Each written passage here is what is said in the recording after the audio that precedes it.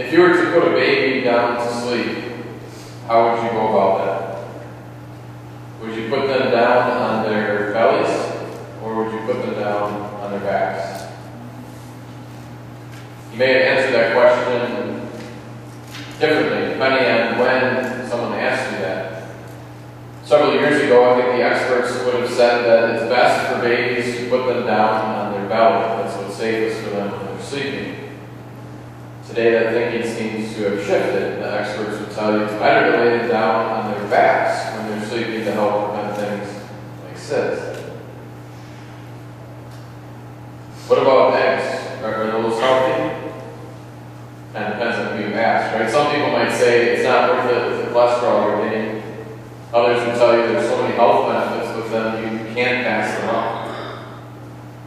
About things like chocolate or wine, or a whole host of other foods, or daily activities that you carry out, or maybe ones that you don't.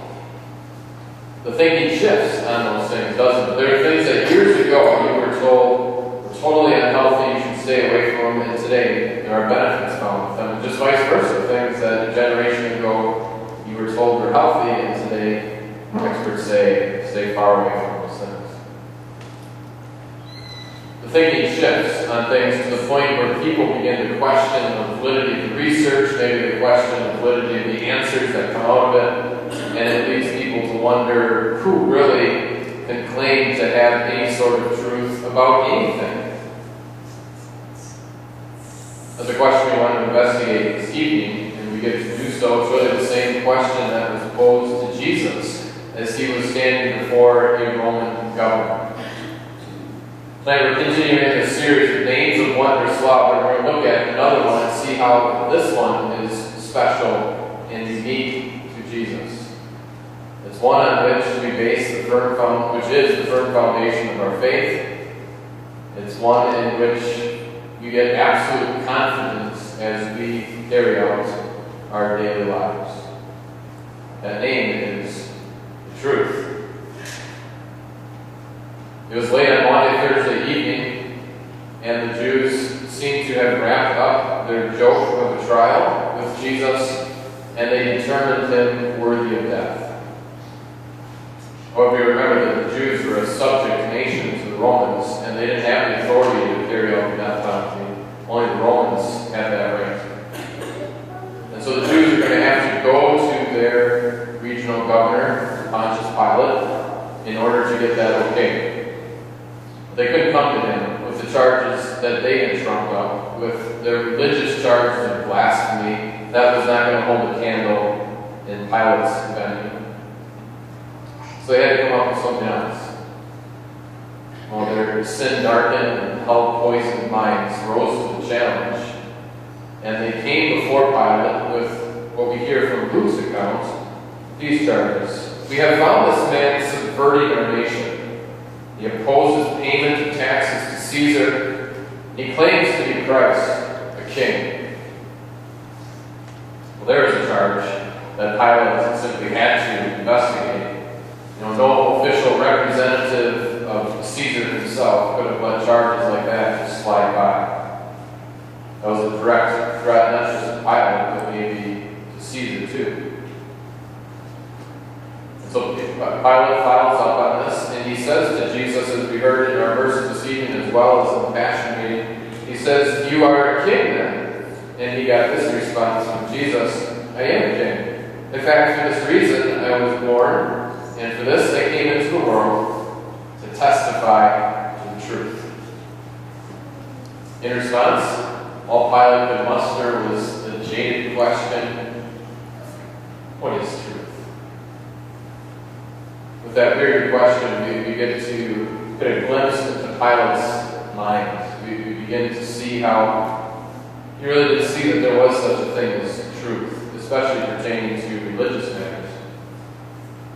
That should come as no shock to us, though. Pilate was well steeped in Roman culture, a culture that, too, would not have seen any sort of absolute truth in religious or moral matters.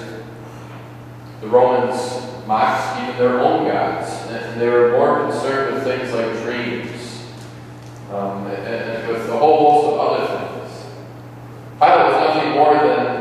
a practical atheist, a pagan skeptic.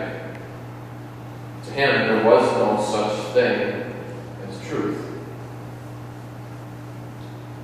Does that sound familiar to you? Because we live in a culture much like that one, right? So as an example, there's a female blogger from Texas. She recently posted an article, a blog, which ended up being uploaded to CNN's website. Hundreds of thousands of people have viewed this article. The title of it is "Why I Raise My Children Without God." And she goes on in that blog post to give 7 reasons why she does this.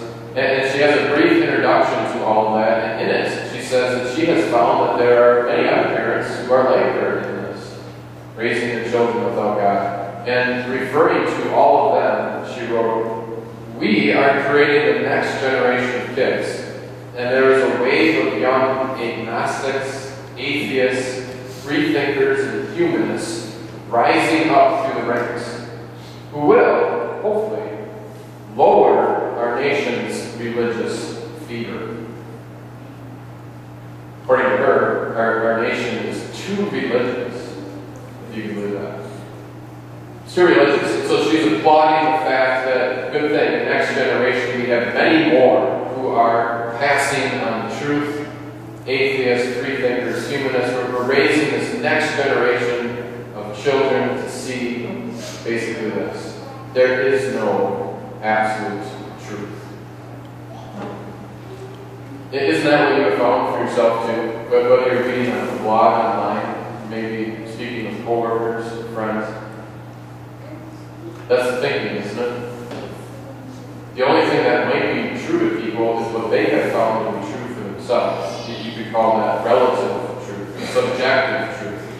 They might say, "This is true for me. What you have found might be something else, and that's true for you." We'll all just kind of get along, realizing that we have discovered truth to be something different. What is rejected, mainly, is objective truth. That someone, named God, has established something that is true for all of us. And whether you and I believe that or not, that doesn't matter. That is still truth. And so, when Pilate says, "What is truth?" From his experience and from his life, he had discovered that no, there was no such thing. But what was the answer to his question?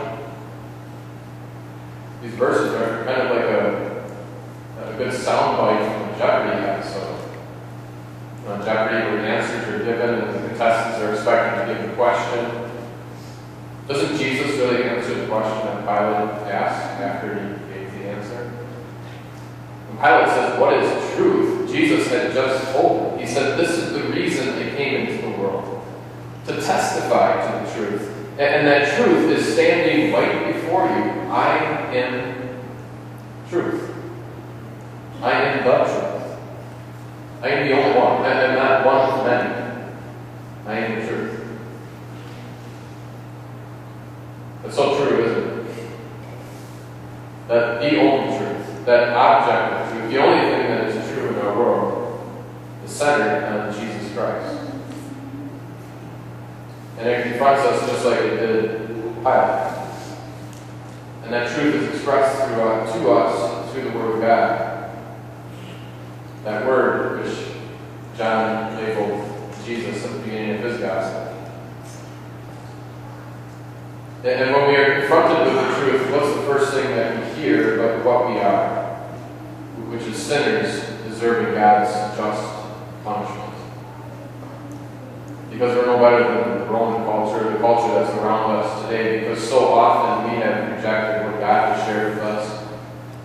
Whether it's failing to believe the promises that He has made to us, whether we're doubting the goodness that He expresses to us, or whether it's where we're going through difficulties and troubles and we begin to speculate and search for answers.